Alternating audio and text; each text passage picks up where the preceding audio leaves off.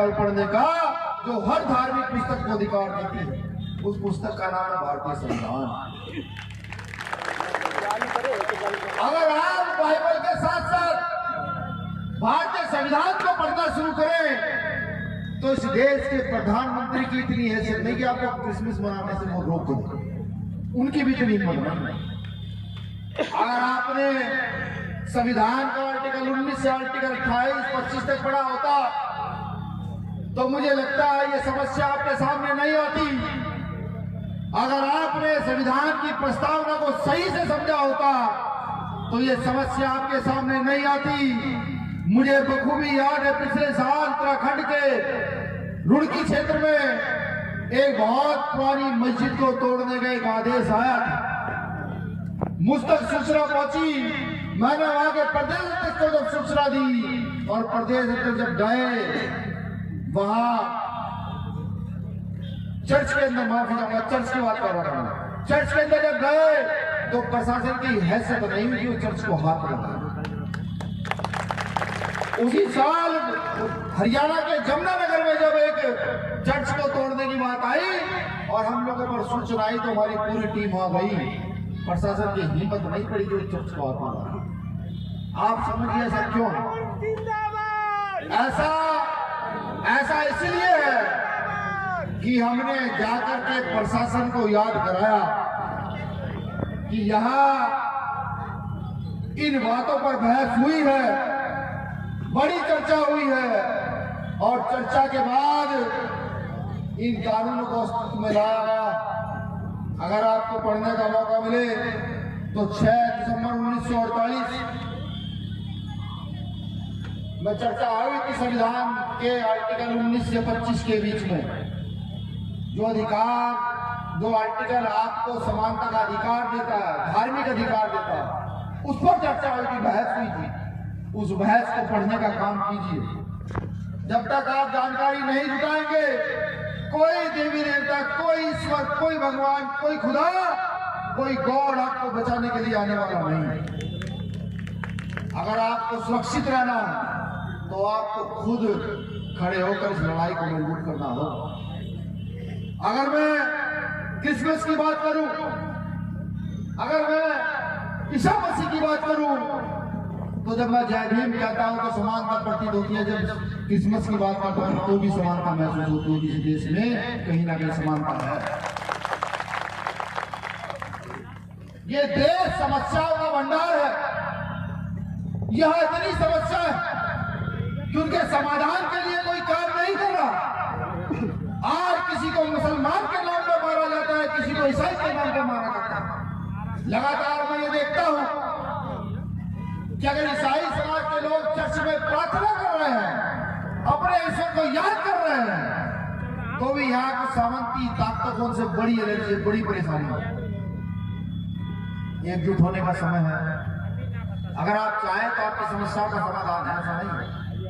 अगर आप सही निर्णय लें, आपके प्रचार की जो विधि है, आप जिस प्रकार से प्रचार करते हैं, उस विधि को अगर आप भीम आर्मी के लिए प्रयोग कर दें तो 2 से 4 साल के अंदर उन ताकतों को इस देश से उखाड़ कर फेंक दिया जाए जो यहाँ पर धार्मिक लड़ाई लड़ाने का काम करती है, जो यहाँ पर आपस में उन्माद फैलाने का काम करती है। ये आपकी समस्याओं का समाधान है।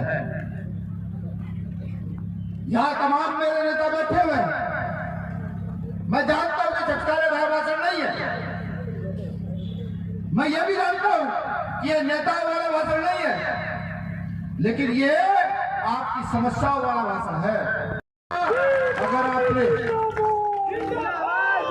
अगर मैं जाकर बताना शुरू कर दो तो आप प्रभु ईसा मसीह का काम पूरी ईमानदारी से कर रहे हैं। क्योंकि जब उनका जीवन चरित्र पढ़ा जाता है, उनका पूरा का पूरा जीवन गरीबों, शोषितों, वंचितों के लिए उन्होंने घर छोड़ा, उन्होंने अपना शरीर भी उन लोगों के लिए छोड़ दिया। जब उन्होंने ये काम किया है तो समाज के लोगों को ये काम करने में क्या परेशानी? मुसीबत तो आएंगी।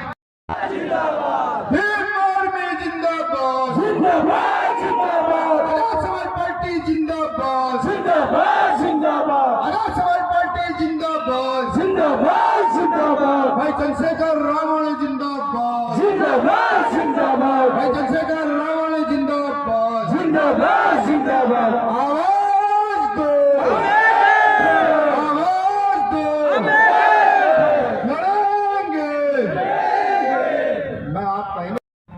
ये चांद ये सितारे मेरे साथ में रहे, जब तक आपका हाथ मेरे हाथ में रहे।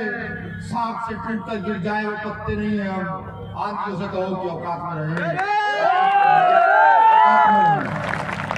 तो मैं कितने क्रांतिकारियों को फांसी चढ़ा दिया? नहीं, ये समाधान नहीं है।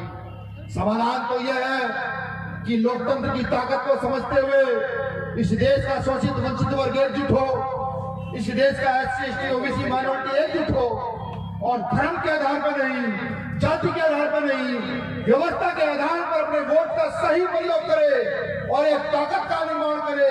कैसी ताकत? जो ताकत कभी जगदेव प्रसाद कुशवाहा चाहते थे, जो ताकत कभी रामस्वरूप वर्मा चाहते थे, जो ताकत कर्पूरी ठाकुर चाहते थे, जो ताकत साहब मान्यवर काशीराम ने इस देश में स्थापित की, जो ताकत यहाँ लोहिया साहब चाहते थे, जो ताकत कभी मुलायम सिंह यादव ने स्थापित की, उस ताकत का निर्माण करें। और ताकत का निर्माण करके बाबा साहब द्वारा दिए गए संविधान का पालन करके अपनी हस्ती को खड़ा करे और उन बस्तियों को मिटा दे, उन हस्तियों को मिटा दे जहाँ जातिवाद पनपता है, जहाँ धर्म का वाद पनपता है। ऐसी हस्ती बस्तियों को इस देश में रहने का कोई अधिकार नहीं, को मिटा कर तरफ कर दो। मुझे कहते हुए कोई दौरा नहीं है कि देश की व्यवस्था आज छिन्न भिन्न है। आज देश में कोई कुछ नहीं गिनने वाला नहीं। जिसको चाहे मार दो, जिसको चाहे काट दो, जिसका चाहे बलात्कार कर दो। अभी हमारे डॉक्टर PK सागर साहब ने एक बात बताई आपको कि एक गांव में मक्खी तो समझते हैं ना, मक्खियों का आतंक है, खाना खाओगे मक्खी बैठी है, इसलिए बात की जाती है तो DM साहिबा झुक देकर महिला को निकाल देती है। हालांकि मुझे अभी पता लगा, हम भी देखें आगे DM साहिबा में कितनी क्षमता, कितनी ताकत, तो कितनी महिला को निकालना है। यहाँ का LIU के लोग तो मैडम को जाके बताए कि भीम आर्मी अगर संवैधानिक दायरे में चलना शुरू कर देगी तो गाजीपुर का प्रशासन सांस नहीं ले पाएगा, सड़कें तो छोड़ दीजिएगा। उस गांव की समस्याओं का समाधान करें। और अगर आपके बस का समाधान नहीं है तो फिर हमें बताएं। हम यहाँ से लखनऊ तक आवाज बुलंद करना जानते हैं, यहाँ से लखनऊ तक के रास्ते बंद करना जानते हैं कि लखनऊ के रास्ते कैसे बंद होते हैं। ये पहले भी हमने कई बार किया।